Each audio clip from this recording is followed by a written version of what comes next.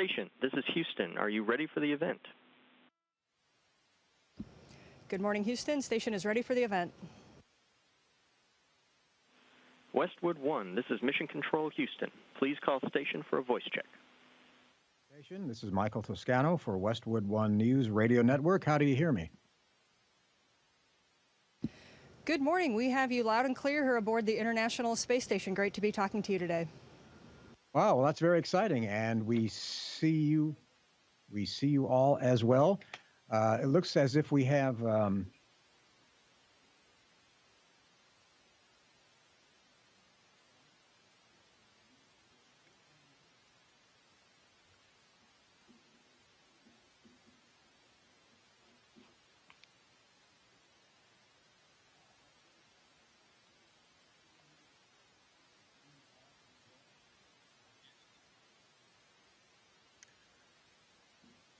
all right. Well, good morning, everyone. And we can see in the front row, we appear to have Army Colonel Anne C. McClain. You are from Spokane, Washington. And to your left is Christina Hammock-Cook from Grand Rapids, Michigan.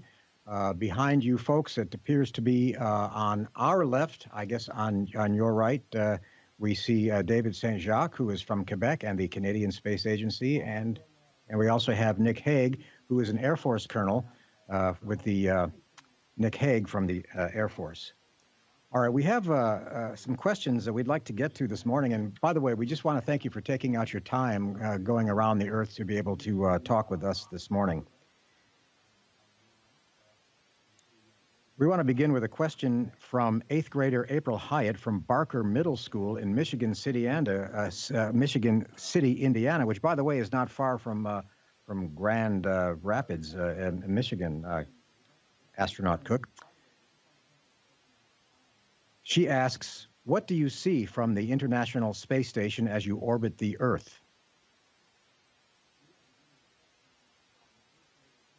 That's a great question, because that's really one of the most impressive things about living up in space. You know, I'll never forget the moment after our rocket engine cut off and we got into orbit around the Earth. It was nighttime, and we had that first view. That view from space. It was orbital sunrise. We could see the limb of the Earth, you know, like a rainbow array of colors from red to orange, and then this incredible blue, this glowing blue that surrounds our beautiful planet.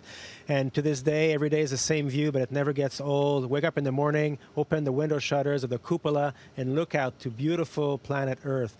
And you can see that she's alive. She's breathing. You can see the currents. You can see the clouds. You can see the beautiful glow of the atmosphere. And it's a never-ending kind of display of colors and shapes. And it's endearing. It is an amazing sight. All right, well, one of the things that we want to talk to you about is there's a lot of attention, of course, right now because of the 50th anniversary of the Apollo 11 moon landing. So we're wondering, how did that moment back in 1969 bring us to this moment 50 years later? Was it confidence or was it science? What was it? How do we get from there to here?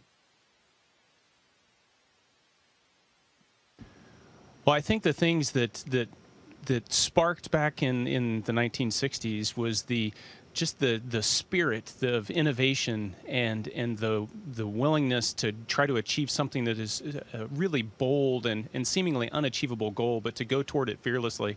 And that spirit continues to live on in NASA and in our country today. You see the fruits of the labor back in the 1960s. We're doing that today here on the International Space Station, and we've embraced this international and global cooperation where we're working together side by side, continuing to push those boundaries and try to do things that are seemingly unimaginable. And we're going to continue to do that in the future as we push back toward the moon and onto Mars.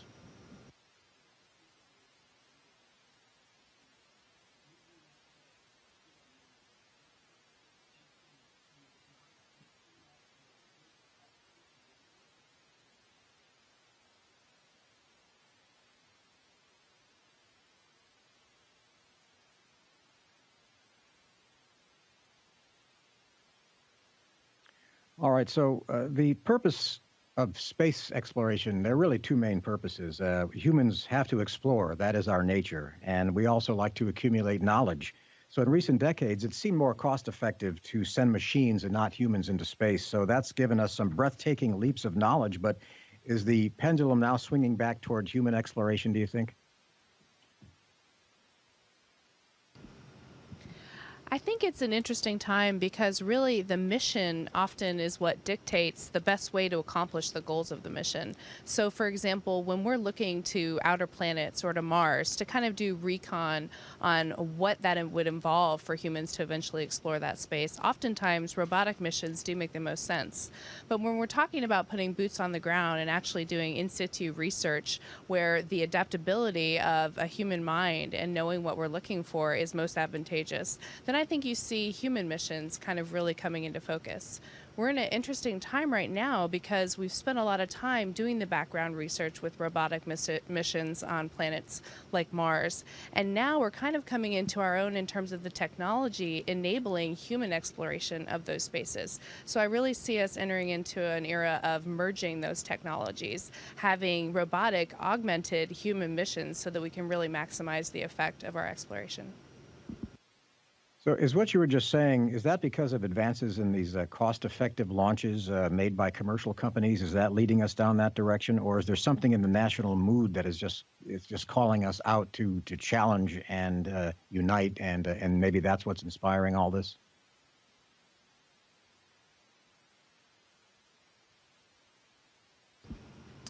You know, obviously, I think it does take the inspiration that is a part of the human condition, our goals of exploring, our goals of taking on really big challenges together. And I think that combined with the readiness that we're at in terms of our technology and our willingness to send people out on this next adventure, having spent many decades in low Earth orbit and really maximizing our benefits to the Earth in our time here, we're really ready to marry the technologies of what we found in low Earth orbit with what science has informed us about in those deeper exploration missions. So I really think that's what it's about in terms of what we're going to be swinging to on the pendulum going forward. I think people would like to know from each one of you what inspired you individually to become an astronaut. How did a normal person end up in space? Well, I think I love the way you just asked that question because you're absolutely right. We're just normal people that had kind of an abnormal passion and drive to do something so far beyond, what any of us had, growing up or when we were little. So for me personally, everybody's story is a little bit different. I first knew and first told my parents I wanted to be an astronaut when I was 3 years old. I can't even put my finger on what it was that inspired me about it, but I knew there was something inside of me that was just excited watching and seeing space exploration, looking up at the stars, watching rocket launches, and I always felt like I wanted to be a part of it and do something that nobody else has done and be part of something so much bigger than I was. And I was lucky to be surrounded by family and teachers who encouraged that and told me that, yes, I could do that if I really worked toward it. Yeah, Anne said it right. Everybody's story is different. Me, from a young age, I had this obsession of knowledge. I had this crazy dream that maybe if I tried enough, I would understand everything. Of course, it's impossible, but I will try. And I was really impressed by when I understood what those pictures were seeing of the Earth seen from the moon. When I realized, wow, that is where I am now. So where was the photographer? The photographer was on the moon. And to me, it was just unfathomable that the human ingenuity and kind of teamwork could produce such miracles. And it convinced me that what I wanted to do was to be an explorer, was to become a learned person.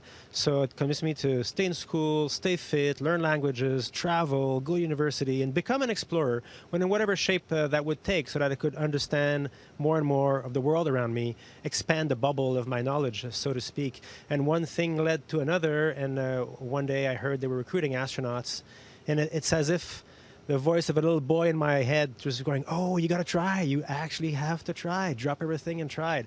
And I tried to kind of stay true to that little boy inside me. And lo and behold, I got lucky.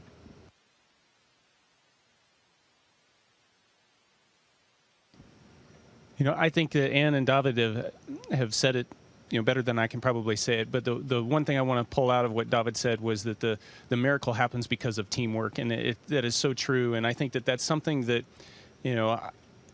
as I realized as I grew up, that I really enjoyed being part of teams that work on complicated problems that are really hard engineering problems, small teams where you work together in kind of pressure situations in order to try to deliver some kind of result and reach your goal.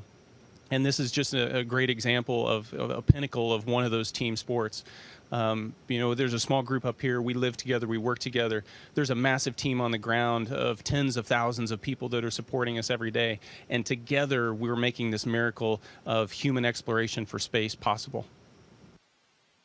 So none of you were here on Earth, or in space for that matter, when President Kennedy made his call to go to the moon, to do it because it was hard.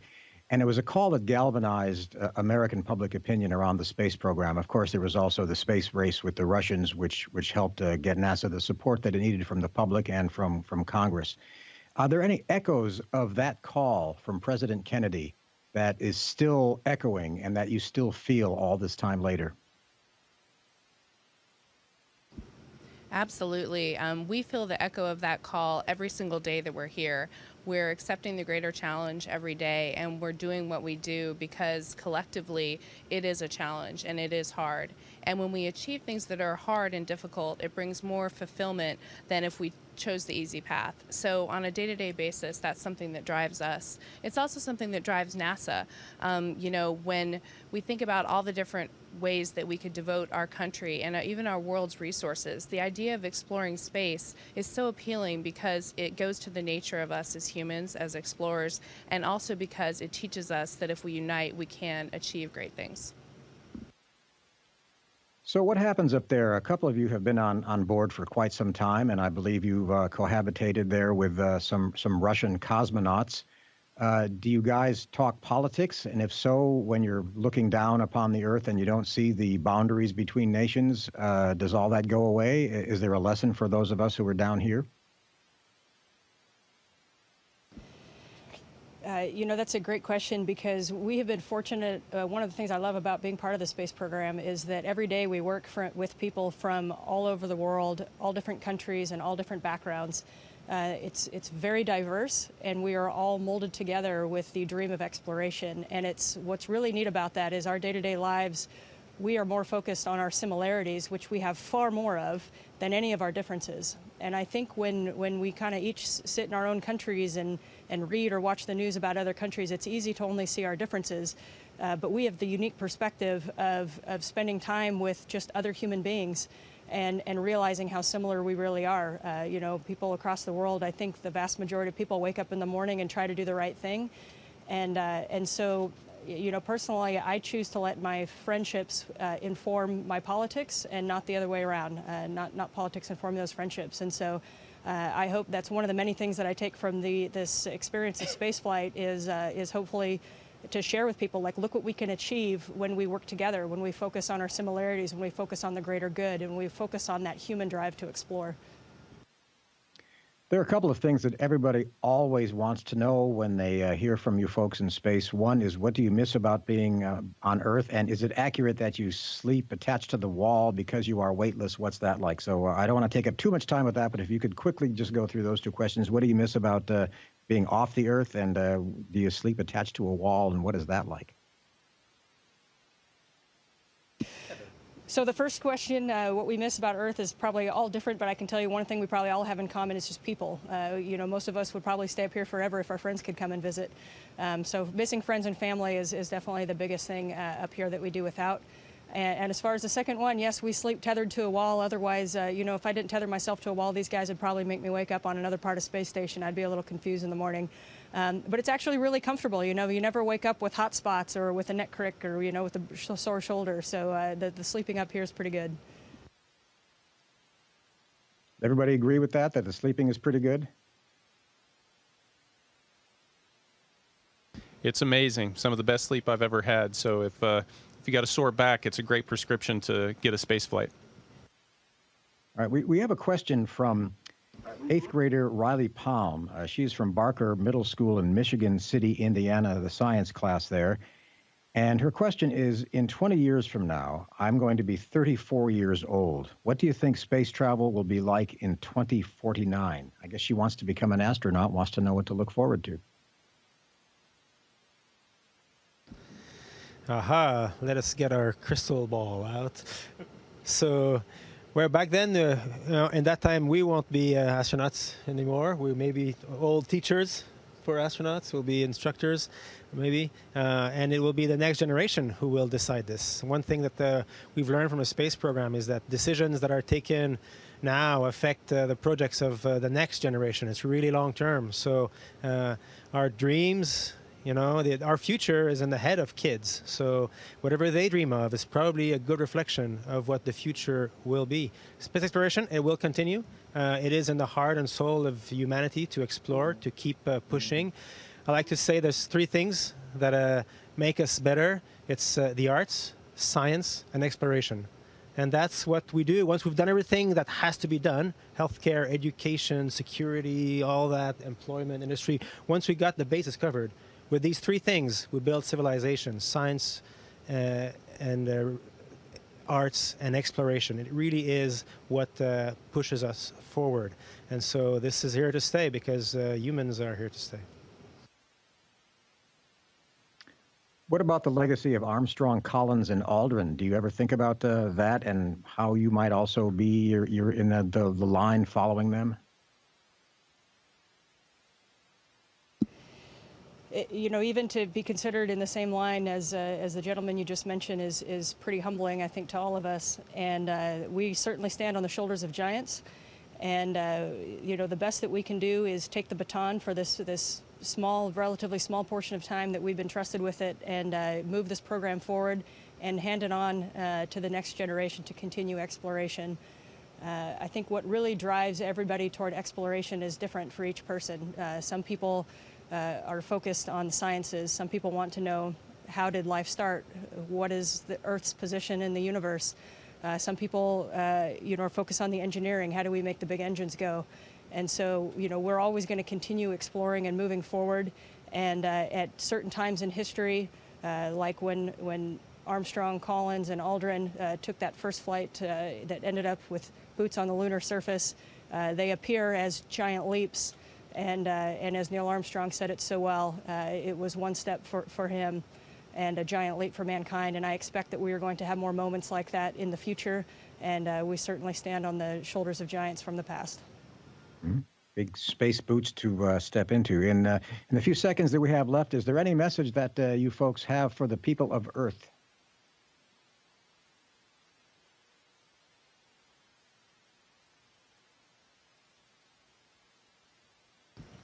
I think it's the power of the human spirit and imagination. Dream big, chase your dreams. It may not be easy, but if you are persistent and committed, you can overcome those challenges and achieve those dreams and make them come true. And I would add to that too, we often get asked why we explore. Why the moon, why Mars, why explore? And I think through the history of humans, we have always had a propensity to explore. We went across lands, we went across waters, we took to flight, and now we take to outer space. And as I just mentioned, everybody's different and everybody's drive is different on what that exploration looks like. But I think a better question than why do we explore is who would we be and who would we become if we ever stopped exploring? Well, we are running out of time, so I want to thank NASA's Army Colonel Anne McClain and Air Force Colonel Nick Hague and Christina Cook, and also from the Canadian Space Agency, David Saint-Jacques, for taking the time to be with us this morning. It has been our privilege, and I think we've learned a lot. And as I'll speak for the people of Earth and say thank you so much, and we look forward to your safe return, all of you. Thank you very much. Thank you for your interest in space exploration. It's certainly an exciting time to be part of it, and thank you for spreading the story. And we certainly hope that it helps get more people involved, and we look forward to joining you back on Earth here shortly. Station, this is Houston ACR. That concludes the event. Thank you, Westwood One. Station, we are now resuming operational audio communications.